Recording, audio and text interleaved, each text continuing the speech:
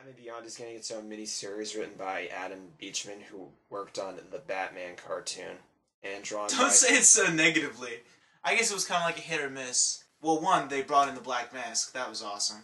Yeah. And other villains like Solomon Grundy and stuff that they weren't able to do in the original BTAS. So... BTAS. I know, but I don't feel like saying BTAS. BTAS. Okay. And, I mean, that's good. The theme song was awesome. And even the animation style was awesome.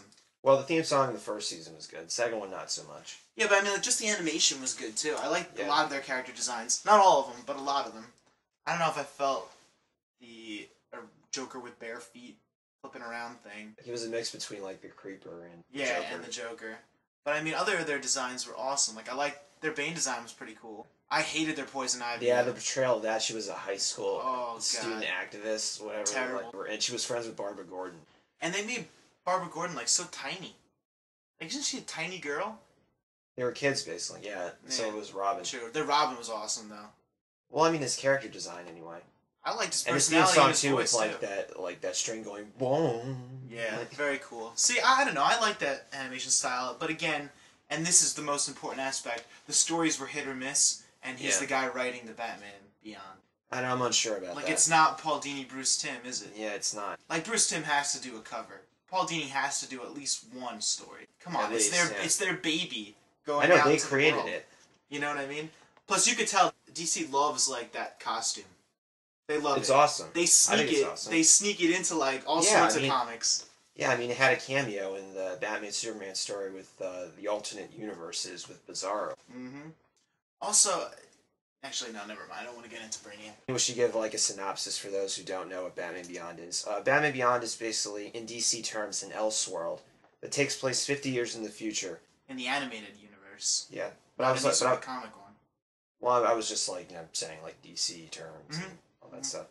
Anyway, Bruce is an old man and he can't go on as Batman anymore, so he has to retire. A new protege comes on, Terry McGinnis. This kid stumbles on a secret after Bruce Wayne saves him from a gang of Jokers because there's like Yeah. this Joker idolization and this new sort of like they kind of remind me of Clockwork Orange a little bit. Yeah, that's those true. the Joker gang, which I Yeah. kind of think is awesome.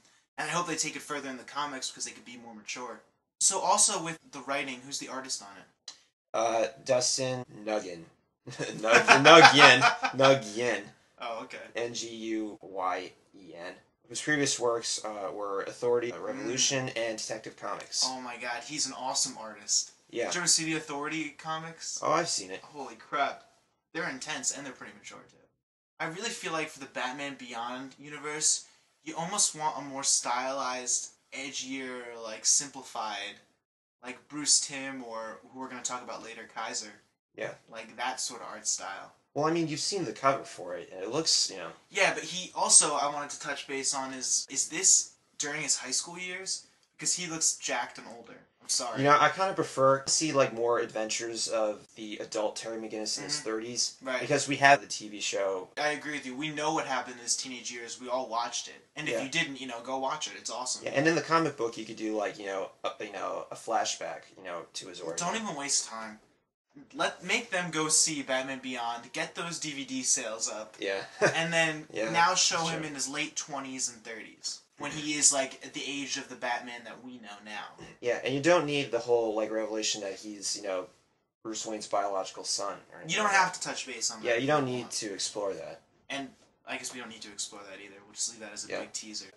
Official description. The future of the legendary animated series comes to the DCU in a 6-issue miniseries. As Terry McGinnis, Bruce Wayne's young successor as Batman, faces his deadliest foe yet, a mystery murderer from the Dark Knight's past. Old faces return, new allies and enemies step into the light, and the partnership between Terry and Bruce might not survive. They're gonna survive. Yeah. With the launch of this miniseries, they're planning to do a futuristic Superman, aka Superman Beyond. Nice. They never... Well, is it gonna be, like, in that same continuity as that one episode? I'm assuming it is. Nice.